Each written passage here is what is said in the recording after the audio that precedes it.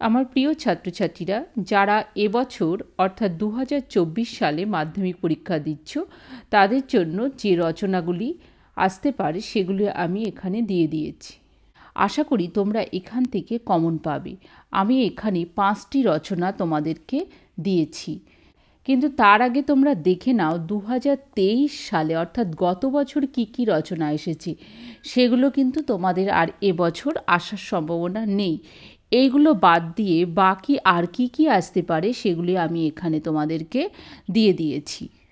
তোমরা এইগুলো ভালো করে দেখে যাবে। আশা করি তোমরা রচনা কমন পাবে। রচনা কিন্তু তোমাদের 10 নাম্বারের আসে, অনেকটা নাম্বার।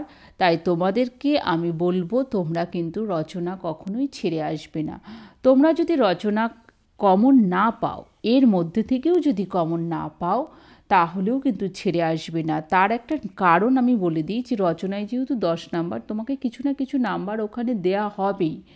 তার জন্য তুমি কি করবে, যে রচনাটা আসবে বা তোমার 4টে রচনা আসবে, সেখান থেকে একটি রচনার নামকরণটা তুমি তুলবে এবং সেই রচনাটা সম্পর্কে একটু ভেবে কিছু না কিছু ওটা লিখে আসবে।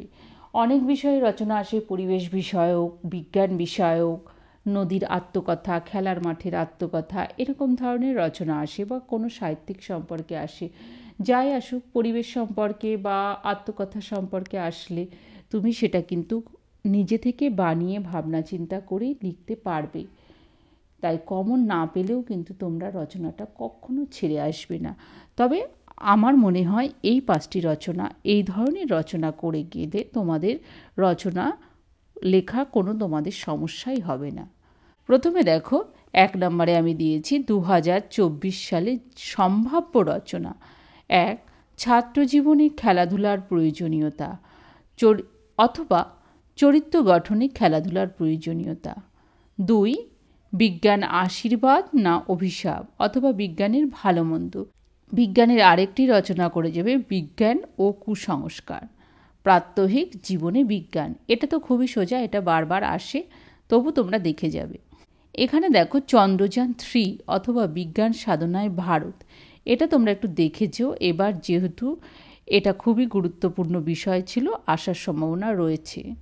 3, পরিবেশ রক্ষায় ছাত্রছাত্রীদের ভূমিকা, এটা খুব সোজা রচনা। পরিবেশ সম্পর্কে তোমরা জানো, পরিবেশ আমাদের কী কী নিয়ে গঠিত হয় এবং সেগুলো কিভাবে দূষণ হচ্ছে, সেগুলো রক্ষা করার জন্য আমাদের সমাজে অনেকের ভূমিকা থাকে, সেই সঙ্গে ছাত্রছাত্রীদেরও ভূমিকা থাকে, সেই ছাত্রছাত্রীদের ভূমিকাটা লিখবে। 4 নাম্বার দেখো বাংলার উৎসব। এই বাংলার উৎসব আগেও এসেছে, কিন্তু বাংলার উৎসব রচনাটা লেখা কিন্তু সহজ। তোমরা কিন্তু আবার শুধু বাংলার উৎসব অনেকে লিখে ফেলো দুর্গাপুজো, এরকম লেখো না। কারণ বাংলার উৎসব বলতে বাঙালির 12 মাসে 13 পার্বণ, সেখানে বিভিন্ন হিন্দু ধর্মের যেমন অনেক পুজো অনুষ্ঠান আছে, মেলা আছে, খ্রিস্টানদের অনুষ্ঠান আছে, বড়দিনকেও আমরা বাংলার উৎসব বানিয়ে নিয়েছি। আবার কিছু মুসলিম সমাজের অনুষ্ঠান রয়েছে, সেটাও কিন্তু বাংলার উৎসবের মধ্যেই পড়ে। কারণ অনেক মুসলিম সম্প্রদায় রয়েছে যারা কিন্তু বাঙালি, তাহলে বাংলার উৎসব বললে তাদের উৎসবটাও কিন্তু বাংলার উৎসবের মধ্যেই পড়ছে।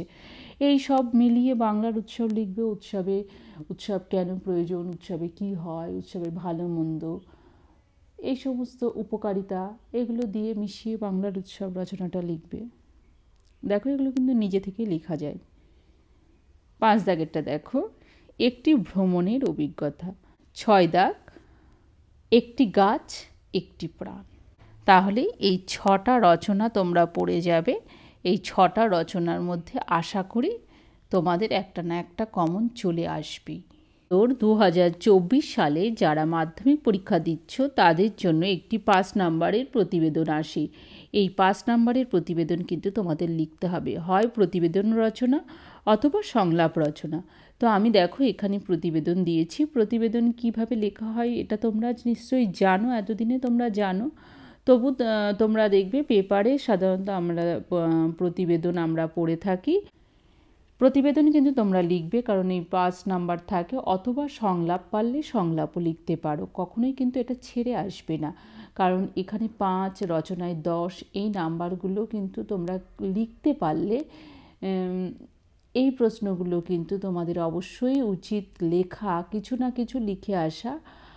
কারণ এখানে কিন্তু পুরোটা ছেড়ে দিলে পুরোটাই লস হয়ে যায়। 90 থেকে গোটা 15 নাম্বার চলে যায়, 5 প্রতিবেদন বা সংলাপ আর 10 রচনা, তাহলে 15 নাম্বার এখানে আগেই বাদ হয়ে যায়।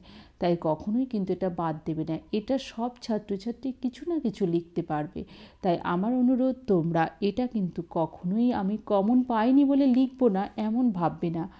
তোমরা কিছু না কিছু ভাবনা চিন্তা করে নিজস্ব ভাবনা থেকে এটা লিখে আসবে। দেখো, প্রতিবেদন তোমাদের জন্য আমি 9টা প্রতিবেদন দিয়েছি, আশা করছি এখান থেকে তোমরা কমন পাবে। কি কি দিয়েছি দেখো। 1 নাম্বার, পলিথিন ব্যবহারে দূষণ ছড়াচ্ছে। 2, ডেঙ্গু প্রতিরোধ, পথ নিরাপত্তা, অরণ্য সপ্তাহ পালন। 6 দাগ, পাঠাগার উদ্বোধন। 7, সরকারি হাসপাতাল উদ্বোধন। 8, দ্রব্যমূল্য বৃদ্ধি। 9, গাছ কাটার বিরুদ্ধে এলাকাবাসীর প্রতিরোধ। আর হ্যাঁ, তোমাদের আরেকটি কথা মনে করিয়ে দিই যে আমার কিন্তু আগেও কতগুলো মাধ্যমিকের সাজেশান ভিত্তিক কিছু প্রশ্ন গদ্য পদ্য থেকে দেয়া আছে, তোমরা অবশ্যই ওগুলো দেখে যেও পরীক্ষার আগে।